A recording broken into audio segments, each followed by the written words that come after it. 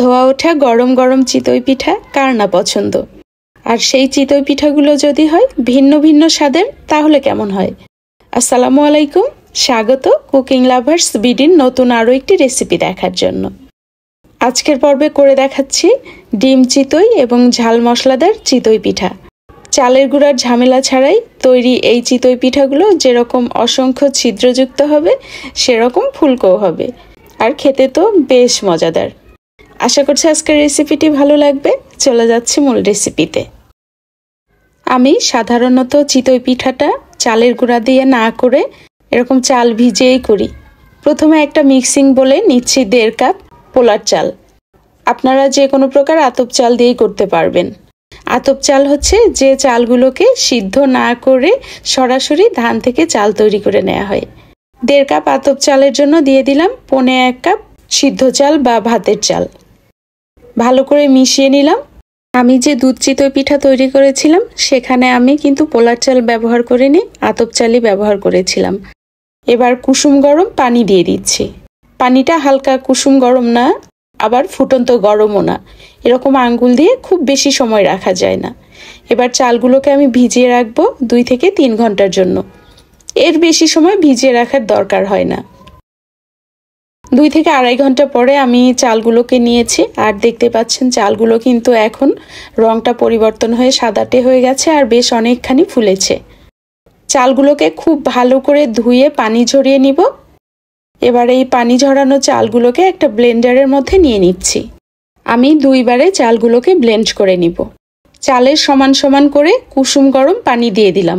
পানিটা খুব বেশি গরম না। এবার একেবারে মিহি করে ব্লেন্ড করে নিচ্ছি। ব্লেন্ড করা হয়ে গেছে, একটা বড় বাটির মধ্যে নিলাম। আমি একটু দেখিয়ে দিচ্ছি, দেখুন একটুও দানা নেই। এরকম মিহি করে ব্লেন্ড করে নিতে হবে। আর বাকি যেগুলো ছিল সবগুলোকে একই রকমভাবে ব্লেন্ড করে নিয়েছি। এই পর্যায়ে মিশ্রণটা অনেক বেশি ঘন, আর এরকম ঘন ব্যাটার দিয়ে চিতই পিঠা হবে না, তাই ব্যাটারটাকে পাতলা করে নিতে হবে। আমি লবণ দিয়ে দিলাম আধা চা চামচের চেয়ে একটু বেশি, আর দিয়ে দিলাম কুসুম গরম পানি। এই পানিটা কিন্তু খুব বেশি গরম না, হালকা গরম। এবার ভালো করে মিশিয়ে নিচ্ছি। সিদ্ধ চাল বা ভাতের চাল দেওয়ার কারণে পিঠাগুলো অনেক বেশি সফট হয় আর ফুলকোও হয়। আমি যেহেতু পিঠাগুলোকে গ্যাসের চুলায় তৈরি করব, তাই এখানে আধা চা চামচ বেকিং পাউডার দিয়ে ভালো করে মিশিয়ে নিলাম। তবে খড়ির চুলায় করলে বেকিং পাউডারটা আসলে দেওয়ার দরকার হয় না।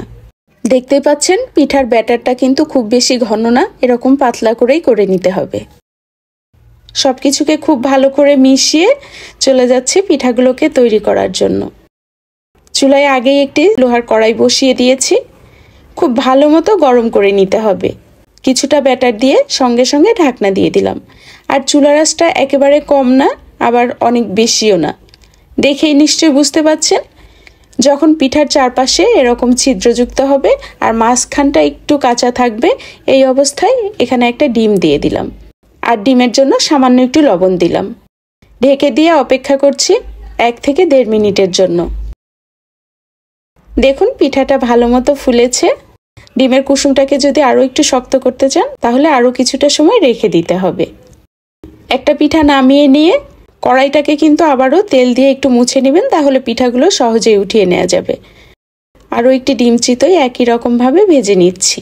পিঠার ব্যাটারটা দিয়ে প্রথমে সামান্য একটু ঢেকে রেখে দিতে হবে 20 থেকে 30 সেকেন্ডের মতো। যখন চারপাশে ছিদ্রযুক্ত হবে তখন এর মধ্যে ডিমটা দিতে হবে। আবারও ঢেকে দিয়ে অপেক্ষা করতে হবে 1 থেকে 1.5 মিনিটের জন্য। এই ডিম চিতইটাও হয়ে গেছে, আমি নামিয়ে নিচ্ছি। আর একটা নর্মাল চিতই পিঠা তৈরি করে দেখাচ্ছি। দেখুন এই পিঠাটাও কতটা ফুলকো হয়েছে। এবার বাকি যে ব্যাটারগুলো আছে এর মধ্যে কিছু পেঁয়াজ কুচি, কাঁচামরিচ কুচি, ধনিয়া পাতা কুচি দিলাম, আর দিয়ে দিলাম লবণ। একেবারে শেষে দিয়ে দিলাম চাট মশলা। ভালো করে মিশিয়ে নিচ্ছি। ঝাল মশলাদার এই চিতই পিঠাটা খেতে কিন্তু বেশ লাগে। আবারও কড়াইটাকে ভালো মতো গরম করে নিয়েছি, আর তেল দিয়ে কড়াইটাকে মুছে নিয়েছি। এবার এর মধ্যে ঝাল চিতই পিঠার ব্যাটার দিয়ে দিলাম। ব্যাটারটা দিয়ে সঙ্গে সঙ্গে ঢাকনা দিব না, প্রায় 20 থেকে 30 সেকেন্ডের জন্য খোলা অবস্থাতেই রেখে দিব। এতে করে চারপাশে ছিদ্রযুক্ত হবে। এখন আমি ঢাকনা দিয়ে দিচ্ছি, এতে করে মাঝখানটা বেশ খানিকটা ফুলকো হবে। এই তো এই চিতই পিঠাটাও হয়ে গেছে, আমি নামিয়ে নিচ্ছি। চুলার জালটা আমি দেখিয়ে দিচ্ছি। দেখুন চুলার জালটা কিন্তু খুব বেশিও না, আবার একেবারে কমও না। আমি সবগুলো পিঠাকে একই রকমভাবে ভেজে নিয়েছি। এই চিতই পিঠাগুলো গরম গরম ভাজতে হবে আর খেতে হবে। আমার তো ভিডিও করতে করতে পিঠা একেবারে শক্ত হয়ে গেছে। দেখতেই পাচ্ছেন পিঠার ভিতরটা একেবারে জালিদার হয়েছে। আমি শেষের দুটো চিতই পিঠাতে হলুদ গুঁড়া দিয়েছিলাম। এভাবে বাসায় ডিম চিতই এবং ঝাল চিতই তৈরি করে দেখবেন, আশা করছি আপনাদেরও পছন্দ হবে। আজকের পর্বটি যদি ভালো লেগে থাকে অবশ্যই আপনাদের ফ্রেন্ডস ও ফ্যামিলির সঙ্গে শেয়ার করবেন। ভালো থাকবেন সবাই, আল্লাহ হাফেজ।